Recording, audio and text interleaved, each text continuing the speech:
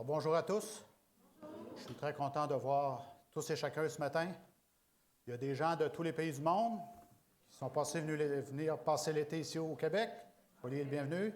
Il y a des gens de toutes les régions du Québec aussi qui sont ici. Alors, soyez les bienvenus. Nous sommes heureux de vous accueillir. Alors, ce matin, j'aimerais que vous ouvriez votre Bible avec moi dans Matthieu 12, versets 46 à 50. Et si vous voulez bien suivre avec moi dans la Bible, parce que nous sommes les étudiants de la Bible ici, n'est-ce pas? Vous êtes d'accord avec moi? Oui. Vous voulez savoir qu'est-ce que la Bible nous dit? Pas ce que l'homme nous dit. Matthieu 12, versets 46 à 50. Comme Jésus s'adressait encore à la foule, voici sa mère et ses frères, qui étaient dehors, cherchèrent à lui parler. Quelqu'un lui dit, « Voici ta mère et tes frères sont dehors, et ils cherchent à te parler. » Mais Jésus répondit à celui qui le lui disait, « Qui est ma mère et qui sont mes frères? » Puis étendant la main sur ses disciples, il dit, « Voici ma mère et mes frères, car quiconque fait la volonté de mon Père qui est dans les cieux, celui-là est mon frère, ma sœur, ma mère. » Alors nous voyons dans ce passage que Jésus est en train de parler à la multitude. Et puis soudainement, il y a quelqu'un qui vient et dit, « Wow, wow, Jésus, arrête, il y a quelque chose d'important. » Il y a quelqu'un qui veut te parler solennellement. Et il dit, « C'est ta mère Marie, dehors avec tes frères, tes sœurs qui veulent te parler. » Et là, Jésus pose la question, « Qui est ma famille? Qui est ma mère et qui sont mes frères et mes sœurs? Qui sont-ils? » Parce que ses frères, à ce moment-là, ne voulaient pas accepter la divinité de Jésus et de son ministère. Ils ne voulaient pas accepter que Jésus était l'agneau immolé qui venait dans ce monde. Alors, il venait en famille, en bloc, pour le faire rejeter sa mission. Qui est ma famille? Le passage nous dit que Jésus a étendu sa main vers ses disciples et dit, « Voici ma mère, mes frères, mes sœurs. » Alors, il nous a donné une définition de qu'est-ce qu'est une famille d'Église. Et c'est une définition, un fondement qui nous vient directement de la bouche de Jésus. La famille, c'est ceux qui font la volonté de Jésus, qui le suivent comme de fidèles disciples. Ce sont ceux qui sont notre vraie famille. Amen. Dans le texte, Jésus dit que ceux qui font la volonté de mon Père font partie de ma famille. Alors, famille d'Église, nous sommes un groupe qui voulons faire la volonté de Dieu et nous faisons la volonté du Père du mieux que nous pouvons. Et si nous étudions la métaphore de la famille, les auteurs du Nouveau Testament vont décrire l'Église de plusieurs façons. Plusieurs métaphores sont utilisées dans le Nouveau Testament. On a l'Église qui est décrite comme un bâtiment avec une fondation solide qui est Jésus, pas l'apôtre Pierre, n'est-ce pas? Elle est décrite aussi comme un fiancé qui attend son époux. Une épouse aussi avec son époux, une relation intime. Mais une des meilleures métaphores de la famille des auteurs du Nouveau Testament, c'est les mots utilisés « fils et fille de Dieu » ou « frères et sœurs de la maison de Dieu ». Il y a plusieurs images qui sont données dans le Nouveau Testament pour démontrer l'importance de ces expressions pour les écrivains de l'Évangile. Rappelons-nous que ces métaphores veulent nous raviver toujours en nous l'aspect de l'appartenance et de l'identité. Quand vous appartenez à une famille, vous avez une base. Vous appartenez à quelque chose, une place qui s'appelle chez nous. Où est-ce que vous êtes en sécurité? Et l'aspect de l'appartenance, elle est très importante pour les chrétiens, pour un chrétien. Est-ce que vous avez déjà senti de ne pas appartenir à une place, que ce soit à une garderie, à une école? Moi, je me rappelle à ma maternelle, une maternelle, je ne m'adaptais pas. J'avais beaucoup de difficultés à m'adapter. Ce n'était pas chez nous. « Maman, je veux retourner à la maison. » Ou que ce soit un quartier du village, votre nation peut-être, votre pays ou à votre famille. L'aspect de l'appartenance, c'est l'aspect le plus important dans la métaphore de la famille. Avez-vous déjà eu le sentiment Ou avez-vous déjà été à quelque part où vous n'aviez pas ce sentiment d'appartenir à quelque chose ou d'appartenir à cette place? Le sentiment de vide que vous ressentiez à ce moment-là. Il y a plusieurs personnes sur la planète présentement qui ne sentent aucun sentiment d'appartenance. Et dans le Nouveau Testament, alors qu'on étudie le Nouveau Testament, quand les gens ont commencé à joindre les rangs de l'Église, la Bible nous montre qu'ils ont trouvé une place d'appartenance. Mais la parole va nous montrer aussi qu'avec ça vient un coût à payer. Il y a un prix à payer pour appartenir à cette Église. La plupart des gens ont dû sacrifier quelque chose dans leur vie pour faire partie de cette famille d'Église. Certains ont dû laisser tomber leur statut social. D'autres ont laissé tomber leurs finances. D'autres ont dû laisser tomber leur conjoint. D'autres ont dû laisser tomber leur travail, leur carrière, leurs amis. Et beaucoup d'entre eux ont dû aussi laisser tomber leur famille génétique pour faire partie de la famille de Dieu. Et on a plusieurs témoignages depuis 2000 ans de gens qui ont abandonné leur famille pour suivre Dieu. Et on a eu des témoignages frappants qui sont venus des pays communistes. Quand le rideau de fer est tombé en 1990, sûrement pour les plus vieux se rappellent de ça. On a l'évangéliste Mark Finley à ce moment-là qui a passé presque 2 ans à Moscou. Et vous savez, les pays communistes, c'était des pays athées, anti-religion, anti-croyance. Et de ces témoignages-là, j'ai retenu un témoignage qui m'a touché un peu. Et c'est l'histoire d'une jeune fille à l'université.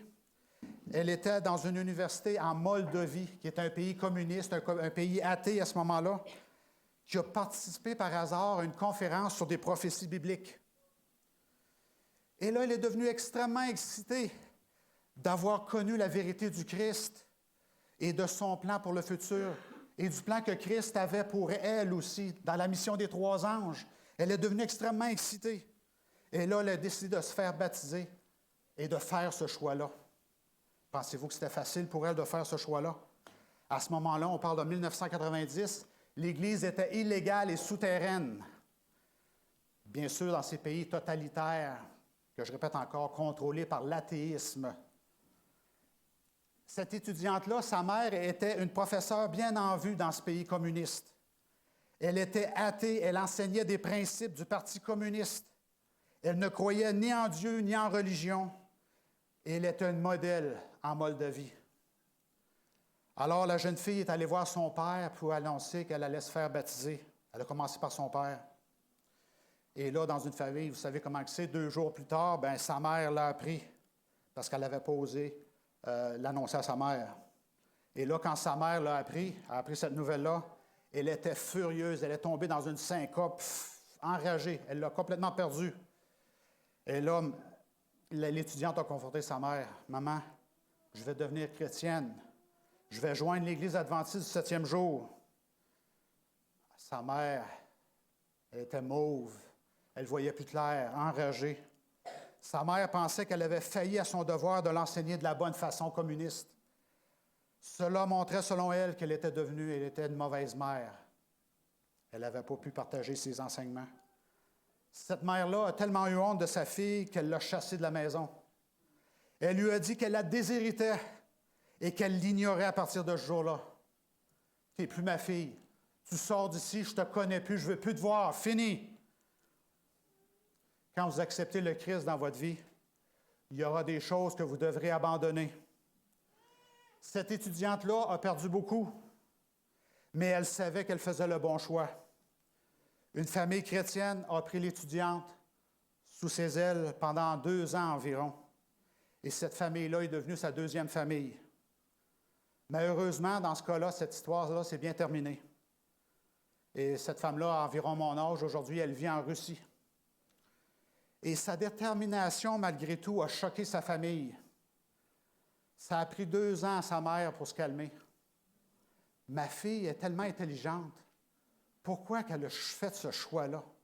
Alors, elle a commencé à étudier ce que sa fille avait étudié. Et savez-vous qu'est-ce qui est arrivé? Qu'est-ce qui motive ma fille à tout laisser tomber sa carrière pour une fois, quelque chose d'invisible. Croyez-le ou non, en étudiant, sa mère a fini par comprendre l'espoir qui anime ceux qui comprennent ce que Jésus a à leur offrir. Sa mère est devenue adventiste, son frère aussi. Et ça, c'est une belle histoire qui n'est pas unique sur cette planète Terre. Plusieurs conversions se propagent de cette façon dans tous les pays du monde. Plusieurs doivent quitter leur famille pour vivre cet espoir. Dans certains pays, des gens meurent pour vivre cet espoir, de vivre cet évangile. En Afghanistan, vous voulez devenir chrétien, vous allez mourir lapidé aux portes de votre village. Votre sang va être partout dans le chemin. En Afghanistan, en Somalie, en Iran, en Libye, en Chine, des chrétiens donnent leur vie pour Jésus, même aujourd'hui. Et maintenant, quand on retourne à l'époque du Nouveau Testament et qu'on regarde à la première Église apostolique, on peut voir aussi que des gens ont donné leur vie pour se joindre à l'Église. Mais la question à se poser est celle-ci. Qu'est-ce qui a vraiment fait en sorte que des gens ont tout laissé tomber pour se joindre à cette famille d'Église? Qu'est-ce qui a fait en sorte que l'Église est devenue si attrayante que des gens donnaient tout pour la joindre? Est-ce que cette chose-là existe encore aujourd'hui? Il semble que les églises chrétiennes se vident aujourd'hui. Des gens qui laissent tout pour joindre cet évangile, cette famille d'Église. Allons dans Acte 2, verset 41, qui est le contexte de l'Église primitive apostolique. Acte 2, si vous voulez suivre avec moi.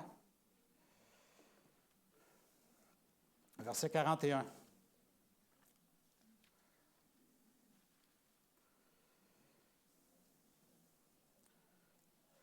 Ceux qui acceptèrent sa parole furent baptisés.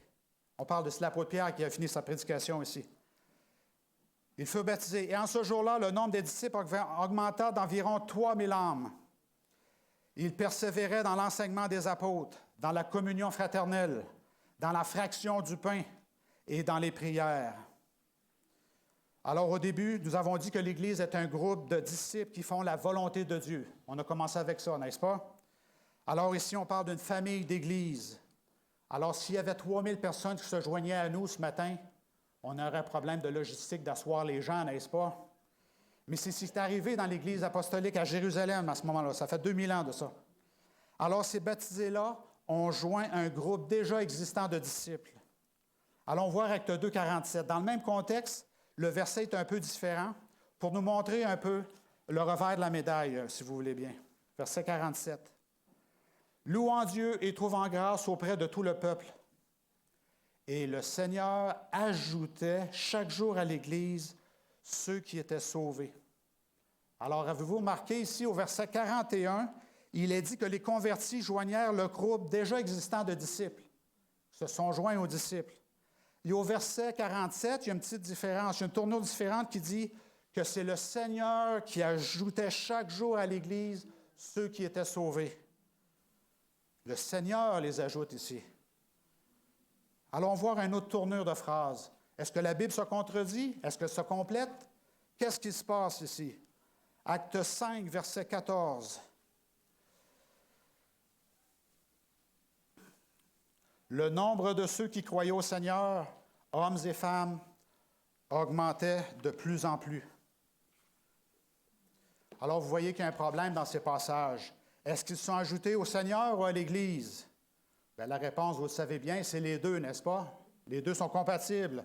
Ajouter au Seigneur et à la famille d'Église, ça veut dire la même chose.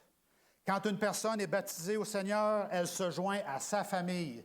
C'est un processus automatique. Ils ne sont pas juste baptisés et laissés seuls à flotter dans le néant. Retournons à Acte 2, 47 maintenant, que nous venons de lire. Acte 2, 47. Et je mets l'emphase ici. Et louant Dieu et trouvant grâce auprès de tout le peuple. Et le Seigneur ajoutait chaque jour à l'Église. Alors on voit une motion ici, ça bouge. Et il trouve grâce auprès du peuple aussi. Le Seigneur ajoute chaque jour. C'est le Seigneur lui-même qui ajoute. Ce n'est pas le pasteur ou l'évangéliste. qui les force à joindre. C'est le Seigneur qui appelle à suivre les gens dans leur vie. Et c'est le Saint-Esprit qui travaille à changer leur vie, changer leur cœur. Et le Seigneur ajoute au corps déjà existant de croyants et de disciples.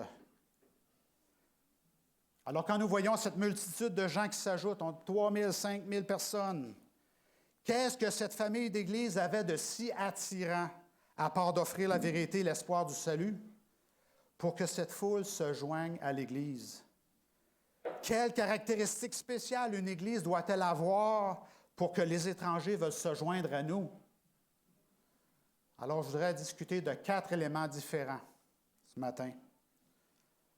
La première caractéristique, c'est que l'Église est une place où les gens se sentent aimés et appréciés. C'est l'histoire d'un pasteur, un bon matin, qui faisait l'histoire des enfants à l'avant. Et vous savez, quand les enfants ont 3-4 ans, ils apprennent à connaître la valeur de l'argent. Avec de l'argent, je peux m'acheter. Je peux tout acheter avec de l'argent. Eh bien là, le pasteur était là, puis il essayait de leur faire comprendre que non, avec l'argent, tu ne peux pas tout acheter. Et là, il est allé avec une question. Il dit, « Que feriez-vous si je disais que je vous donnerais 1 000 $ pour arrêter d'aimer votre papa et votre maman? » Alors là, les enfants réfléchissaient. Mais là, il y a un petit garçon qui était plus allumé, qui a dit, « Pasteur, combien d'argent vous me donneriez si j'arrêtais d'aimer ma sœur? »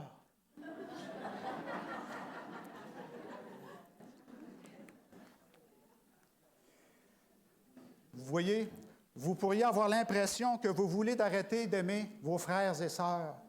Mais quand vous êtes dans cette famille d'Église, on ne peut pas arrêter d'aimer nos frères et sœurs. N'est-ce pas? Allons voir Jean 13, 35. Est-ce que c'est mes paroles ou c'est quelque chose qu'on retrouve dans les Écritures? Jean 13, 35.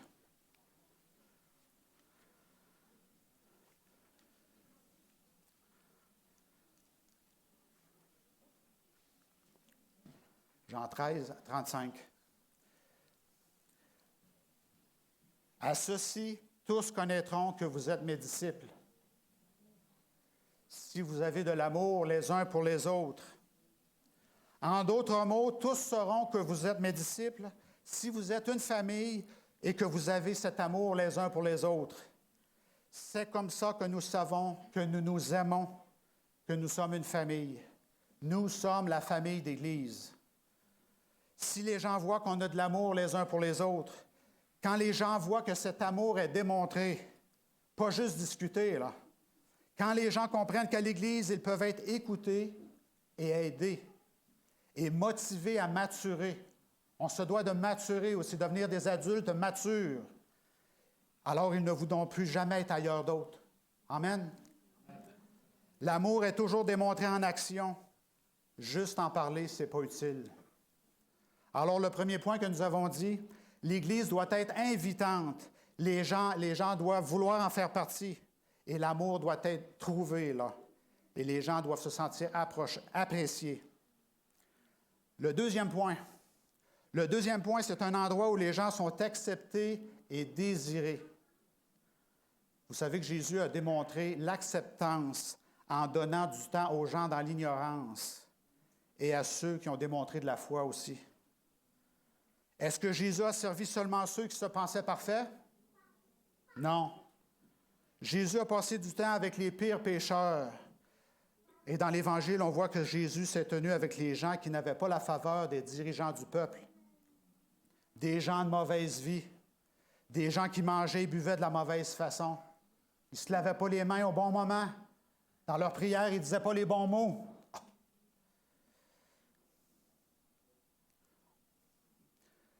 Alors Jésus nous a enseigné que nous avons le devoir d'accepter les gens comme ils sont, comme nos enfants. Mais ce n'est pas facile de faire ce pas-là, d'aller vers les gens difficiles. Parce qu'on est naturellement, on a cette tendance à éviter les gens qui sont trop différents de nous et qui agissent différents de nous. Ils n'ont pas la même culture que nous, ils n'ont pas le même nom que nous, ils n'ont pas la même couleur de peau que nous. Alors, accepter les autres ne vient pas naturellement. Cela prend du temps et des efforts. Et nous devons devenir intentionnels afin de mettre nos différences de côté et d'accepter tous. Mais quand on parle de cette façon, il ne faut pas sauter à la conclusion que quand nous disons de mettre nos différences de côté, que nos valeurs ne sont pas importantes. Pourquoi avons-nous tous ces croyances et ces règlements dans l'Église? Si vous dites que vous m'acceptez comme je suis, pourquoi avons-nous des règles à suivre dans votre Église, pourraient dire certains? Pourquoi tous ces principes? Si vous m'acceptez comme je suis, pourquoi ai-je besoin de changer mes croyances doctrinales et mes valeurs et mes habitudes? Les croyances doctrinales de votre Église sont différentes. Alors pourquoi ne pas accepter les miennes? Acceptez-moi comme je suis sans attache. Le problème avec ça, c'est qu'il y a plusieurs personnes qui ne comprennent pas qu'est-ce que l'acceptance signifie. Et ils vont à l'autre bout de la définition pour justifier leur comportement et qu'ils veulent que nous acceptions leur comportement et que nous puissions coopérer ensemble avec des comportements inacceptables et d'être en paix. Et ce type de mentalité-là qu'on retrouve beaucoup aujourd'hui en 2023, c'est exprimé dans ce qu'on appelle la vérité relative, qui dit que ta vérité est aussi bonne que la mienne. Nos vérités s'équivalent. Ta vérité, c'est comme la mienne. Nous sommes tous dans la vérité, finalement. Alors, il faut tous s'accepter et se dire que nous faisons bien. C'est ce qu'on appelle la vérité relative. Malheureusement, nous ne prônons pas la vérité relative parce que Jésus n'a jamais prôné la vérité relative. Si quelque chose est contre la volonté de Dieu, ce n'est pas la vérité. Et cette différence-là doit être résolue pour revenir dans la vérité. Il n'y a qu'une vérité, et c'est le Créateur lui-même qui l'a établi. Parce que le Créateur, c'est lui qui a mis les règles du jeu. Et la gravité, moi, je ne peux pas rien faire contre la gravité. Alors, rappelons-nous la définition de la famille. C'est un groupe de disciples qui font quoi? La volonté de Dieu. Oui, il est possible d'avoir des petites visions différentes de la volonté de Dieu, mais nous marchons activement vers ce qu'il nous montre. Il y a des petites différences de vision qui sont dans le cadre de l'interprétation personnelle qui sont acceptables aussi. Quelques-unes qui nous permettent d'accepter des nouveaux dans l'Assemblée, qui ne comprennent pas tout, comme les gens qui sont plus matures, que ça fait plus longtemps qu'ils étudient la parole de Dieu. Mais il y a de ces différences qui ne peuvent être acceptées et tolérées et qui doivent être résolues dans le cadre de cette volonté divine. Alors, il nous faut être très prudents dans ce type de mentalité où les gens disent que ça ne dérange pas ce que tu crois, ce que tu fais. Aussi longtemps qu'on puisse mettre de côté nos différences, tout va bien aller. Ce n'est pas ce que la Bible enseigne. La volonté divine est celle à laquelle nous devons obéir et nous soumettre. Si nous obéissons et qu'il nous dirige dans nos vies et que tous ensemble, nous le suivons, en mettant nos divergences d'opinion de côté, en unisson, cette Église deviendra une place où les gens se sentiront acceptés. Mais cette acceptance ne sera pas une excuse pour continuer à avoir un comportement dans le péché, à avoir un comportement destructif et individualiste et immature qu'on avait avant d'accepter le Christ dans nos vies. Alors, quand vous venez à l'Église et que le Saint-Esprit vous guide vers une vérité biblique, alors que vous voulez changer votre vie, peut-être allez-vous dire ou réfléchir à ça, vous allez dire, pourquoi changerais-je alors que Dieu m'accepte tel que je suis quand même? Et alors qu'on commence à réfléchir là-dessus, ça devient une pente qui est dangereuse, très glissante. L'acceptance ne nous donne pas le droit de rester dans notre ignorance et dans notre immaturité. Christ nous accepte comme nous sommes, il est vrai. Ça signifie qu'il va nous prendre à notre niveau et qu'il va nous guider à voir ce que nous devons regarder à lui en tout temps et soupirer de grandir et de devenir un adulte mature et saint dans sa volonté, à ce qu'il veut que nous devenions. Il a un plan pour chacun d'entre nous aussi, afin que nous devenions un peuple saint et illuminé de sa gloire. Quand vous venez à Jésus, Venez à lui comme vous êtes. Il va vous aider à grandir à sa ressemblance. C'est ce à quoi la vie chrétienne vous invite.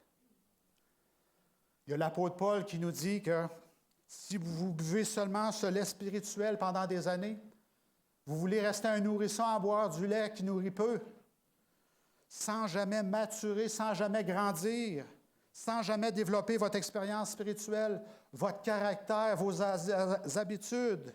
Il y a quelque chose qui ne fonctionne pas à ce moment-là. Le Christ nous accepte tel que nous sommes. Mais quand vous venez au Christ, vous ne serez plus jamais le même.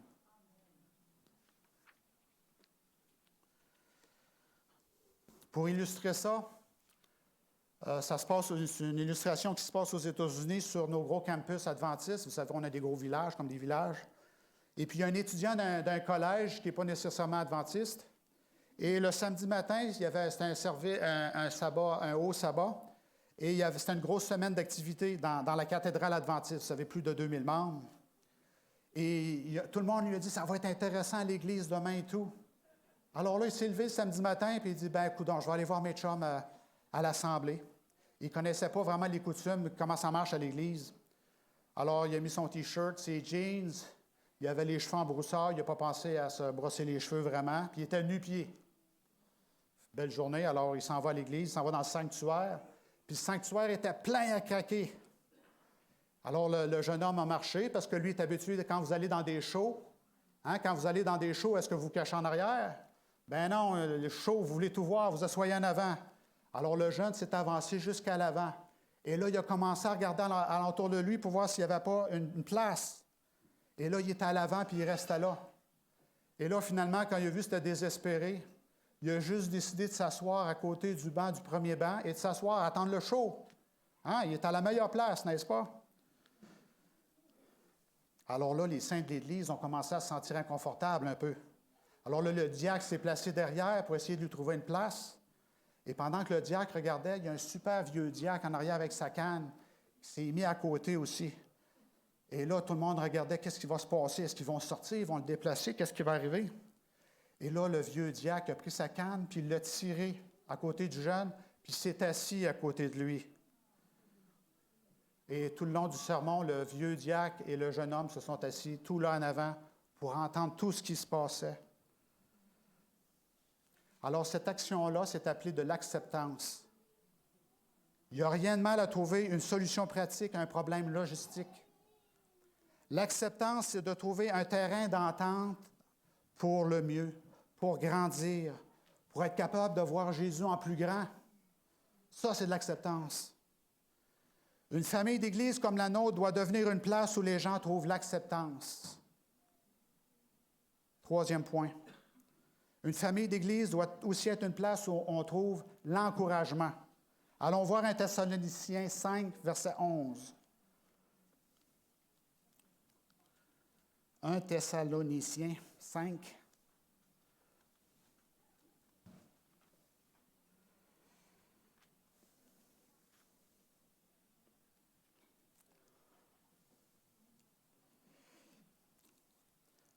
Verset 11. C'est pourquoi exhortez-vous réciproquement et édifiez-vous les uns les autres, comme en réalité vous le faites. Vous le faites déjà, mais je vous le répète. Alors, une famille d'Église, elle s'encourage et elle s'édifie. Édifier, dans la langue d'origine, on parle de bâtir quelque chose. Nous ne sommes pas seuls et nous édifions. On s'aide à bâtir la construction commune. Une famille d'Église s'encourage et s'édifie. Nous sommes une place réconfortante. Quand nous sommes pleins de fardeaux, nous sommes fatigués de la semaine, nous sommes découragés, l'Église, c'est la place pour être. L'Église, la famille d'Église nous aide à reprendre l'espoir. On est comme des fourmis. On tire tous un petit quelque chose vers la colonie. Est-ce que nous avons une colonie, nous aussi? Bien sûr, nous avons une colonie qui nous attend. Alors, nous sommes comme des fourmis. Nous édifions l'Église à s'en aller vers la colonie. Notre foi et notre espérance grandissent collectivement. Nous bâtissons une fondation spirituelle solide tous ensemble. on s'encourage, on s'aide. Qu'est-ce qu'on peut faire? Ça commence simplement. On peut dire merci à ceux qui nous écoutent. On peut dire merci à ceux qui nous encouragent. Merci aux prédicateurs. Merci à l'enseignant que nous avions ce matin. Les témoignages partagés. Hey, ça m'a encouragé, qu'est-ce que tu as dit? Exprimons de la gratitude avec notre bouche et nos actions envers les autres de notre famille. Ayons l'esprit d'encouragement, d'acceptance et d'amour. 2 Corinthiens 1, versets 3 et 4.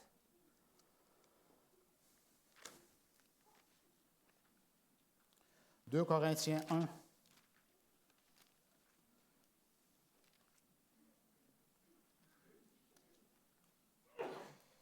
Versets 3 et 4.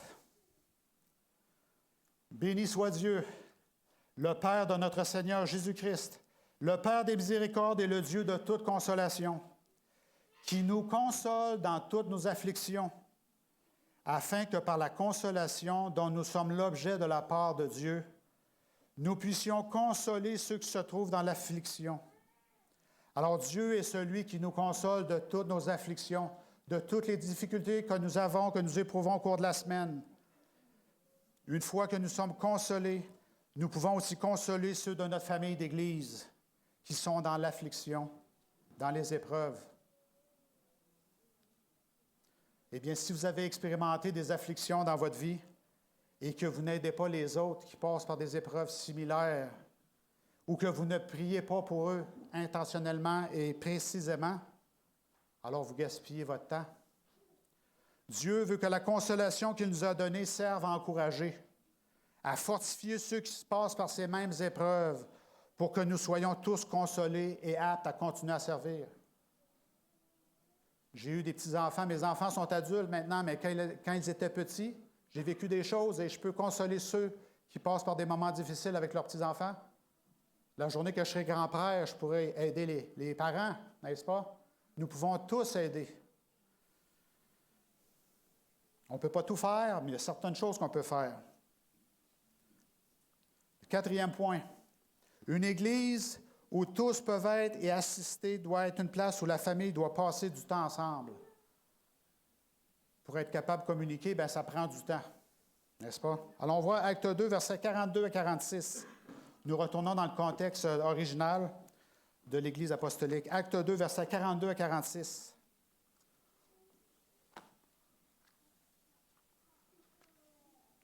« 42 à 46. Bien sûr, c'est des versets que vous connaissez. « Il persévérait dans l'enseignement des apôtres, dans la communion fraternelle et dans la fraction du pain et dans les prières. La crainte s'emparait de chacun. Et il se faisait beaucoup de prodiges et de miracles par les apôtres. Tous ceux qui croyaient étaient dans le même lieu. Ils avaient tout en commun. Ils vendaient leurs propriétés et leurs biens, ils en partageaient le produit entre tous, selon les besoins de chacun. » Verset 46, précisément, dit ceci. « Ils étaient chaque jour tous ensemble, assidus au temple. Ils rompaient le pain dans les maisons et prenaient leur nourriture avec joie et simplicité de cœur. » OK, l'ADN de la famille d'Église, c'est d'être ensemble en présentiel, apprendre à se connaître tous et apprendre à s'aimer. Ça prend du temps. Connaissez-vous votre famille assez pour l'aider à se dépasser? Faire la promotion de ses dons et de ses talents et prier pour les faiblesses des autres afin que la famille soit honorée? Il y a des gens qui ont des talents ici. Je vais aller leur demander de l'aide et s'ils ont des faiblesses, bien, je vais prier pour que leurs faiblesses deviennent des forces. C'est ça une famille, n'est-ce pas? On veut avoir une famille en santé. Connaître notre famille afin que tous nous puissions grandir est essentiel. C'est un point fort de notre famille d'Église. Un centre d'attraction qui attire les chrétiens ensemble pour être assidus au temple, à l'adoration. Et c'est le message des 3 anges aussi. C'est notre mission qui nous est confiée aujourd'hui en 2023. Il ne faut jamais l'oublier, ça non plus. Alors, c'est le Saint-Esprit qui fait ça, qui attire. Il nous attire à lui ensemble. Pas à s'en aller, à venir ensemble. Comme un aimant, nous serons tous attirés les uns vers les autres. On parle des maisons aussi. L'hospitalité, c'est un don des croyants aussi. On peut s'inviter à partager un repas, faire du travail ensemble, mais on n'a pas besoin des occasions spéciales pour s'inviter. Saviez-vous que l'Église de Saint-Georges, ici, et Saint-Henri, a commencé avec des corvées? Les familles originales, ici, les dimanches, on passait nos journées à aider un, à aider l'autre. Et ça fait partie de notre ADN. Si vous venez juste à l'Église pour le sermon et que vous repartez, ça peut devenir difficile de connaître tout le monde et de partager, de pouvoir aider quelqu'un ou d'être aidé. Il y a des membres qu'on ne voit plus à l'Église. Comment pensez-vous qu'ils passent au travers de leurs moments d'affliction et de tribulation? Chacun d'entre nous peut aider à édifier la famille de Dieu. On ne peut pas tout faire, mais on peut faire quelque chose. Soyons intentionnels. Il y a un sondage, des statistiques qui ont été mis ensemble concernant l'Église adventiste. Et ils ont sorti des statistiques. Ils disent que quand une personne se joint à l'Église adventiste, si pendant les 3 premiers mois, cette personne ne se fait pas au moins 3 amis pour connecter et échanger efficacement, les statistiques disent qu'au bout de 3 à 6 mois, cette personne-là va sortir, ne reviendra plus à l'Église. 6 mois après leur baptême, s'ils ne font pas d'amis. Nous sommes une famille. Ce matin, nous aurons des gens qui veulent se joindre à nous. Alors, je vous encourage à faire un effort pour apprendre à les connaître et à sortir un peu de votre zone de confort. On aura des membres virtuels avec nous. On a une église en présentiel, mais n'oubliez pas qu'on a des caméras aussi. On a des milliers de gens qui nous suivent aussi. N'oubliez pas ça. Et il y a des gens qui veulent se joindre à nous ce matin. Des gens qui sont même prêts pour les temps plus difficiles parce qu'ils habitent déjà dans le Nord, dans le Grand Nord. Ils sont dans la nature, près de Dieu. Hein?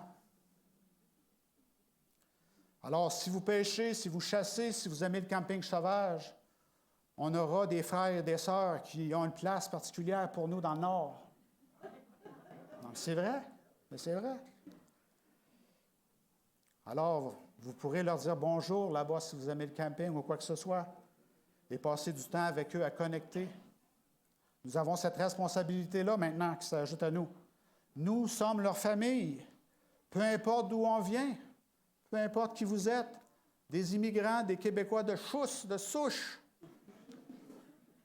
Nous sommes tous des frères. On sait où on s'en va, c'est ça qui est important. Peu importe qui nous sommes, hein, du Brésil, Colombie, Québec, n'importe où, nous savons où nous allons. Ça, c'est important. Nous sommes frères et sœurs.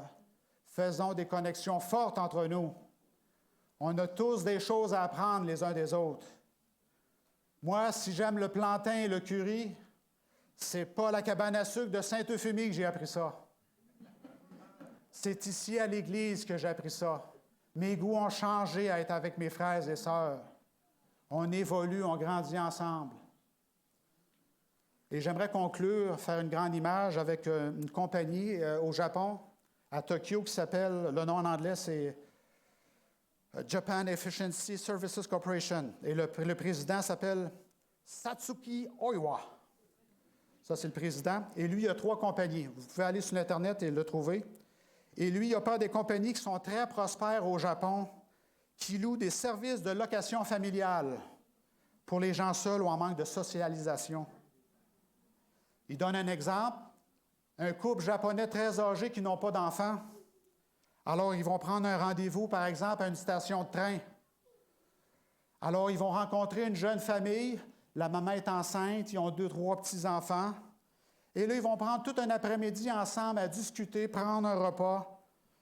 Et ils vont discuter de toutes sortes de choses, avoir du plaisir. Et vous les regardez, les gens semblent heureux. Et après le souper, vient le temps de se séparer. Alors, les petits-enfants vont dire allô à grand-maman, grand-papa. Les grands-parents saluent les parents. Là, grand-maman pleure beaucoup. Donc, les autres pleurent aussi. Alors là, la réunion se termine. Sauf que cette réunion-là a été tenue par des acteurs. Parce que des gens manquent tellement cette proximité donnée par la famille que des gens sont prêts à payer pour vivre un moment chaleureux en famille, croyez-le ou non. Et au Japon, ils sont prêts à payer 1 150 $ américains pour passer 3 heures avec des gens avec qui ils veulent communiquer.